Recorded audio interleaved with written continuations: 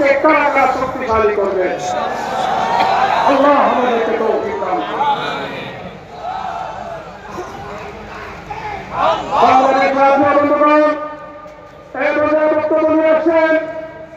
বক্তব্য নিয়ে আসছেন হযরত মাওলানা জালালউদ্দিন আহমদ।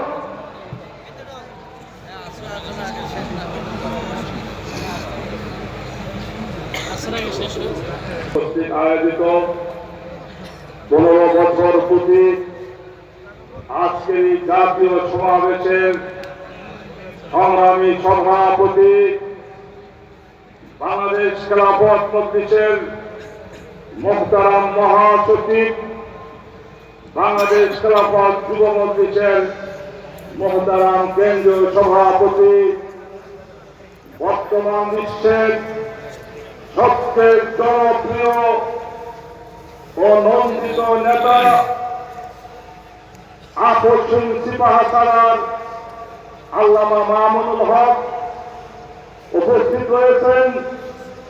আজকের জাতীয় যুব সমাবেশের প্রধান অতিথি, দীর্ঘ 15 বছর এ যুগের ফাউন, এ যুগের নমরুদ, বেশিরভাগ স্বৈরাচার খুনি শেখ হাসিনার বিরুদ্ধে আমরা আন্দোলন সংগ্রাম করেছি। এই খুনি শেখ হাসিনাকে বিতাড়িত করার জন্য এই 15 বছর 2013 সালে ছাত্র আমরা রক্ত দিয়েছি, জীবন দিয়েছি এবং শত শত মানুষকে শহীদ করা হয়েছে। এমনি ভাবে বিভিন্ন আন্দোলনের সময় আমরা ইসলামপন্থী জনতা বারবার গ্রেপ্তার হয়েছি, আমরা গুণের শিকার হয়েছি, হাজার হাজার মানুষ বন্ধুত্ব বরণ করেছে।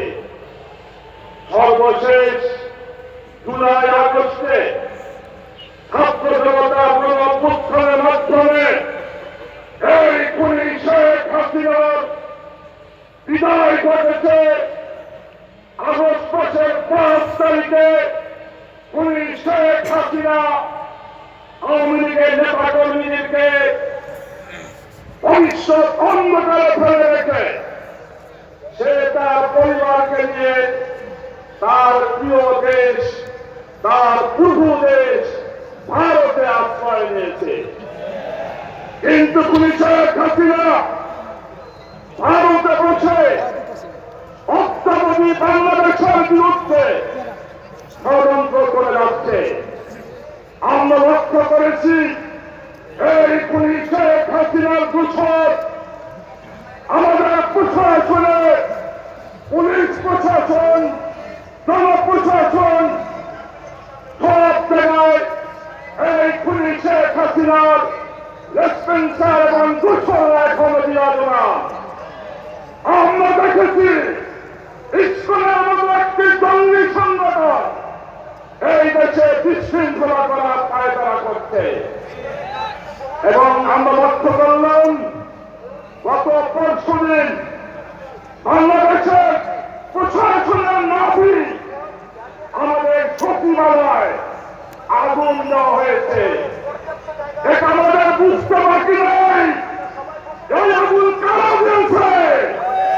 এই আগুন দিয়েছে পুলিশ শেখ হাসিনা যারা প্রশাসনে রয়েছে তারাই আগুন দিয়েছে। পরিষ্কার ওই সরকারকে আপনি শক্ত হতে তদন্ত করে পুলিশ শেখ হাসিনার দোষরকে কঠোর হাতে বিচার করতে হবে এবং অতি তাড়াতাড়ি পুলিশ শেখ হাসিনা সহ সমস্ত খুনি এবং দুর্নীতিবাজদের কঠিন বিচার আমরা দেখতে চাই। দ্বিতীয় কথা হলো আজকে দেশে সংস্কার চলছে, সংবিধান সংস্কার হচ্ছে।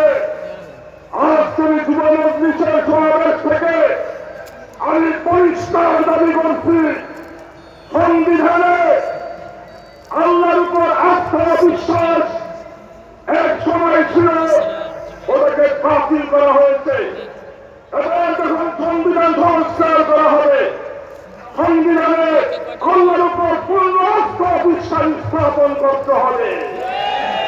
সংবিধানে এমন একটি ধারা সংযোজন করতে হবে, এই বাংলাদেশে যখনই কোন কোরআন সুন্নাহ বিরোধী আইন পাস করা হবে, সকল এই কোরআন সুন্নাহ বিরোধী আইন বাতিল বলে গণ্য করা হবে।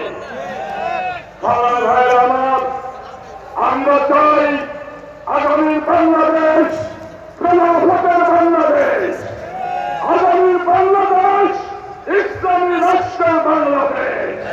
তাই আমাদের নেতা আল্লামা মামুনুল হকের নেতৃত্বে আগামী ইসলামী বাংলাদেশ করার জন্য আপনার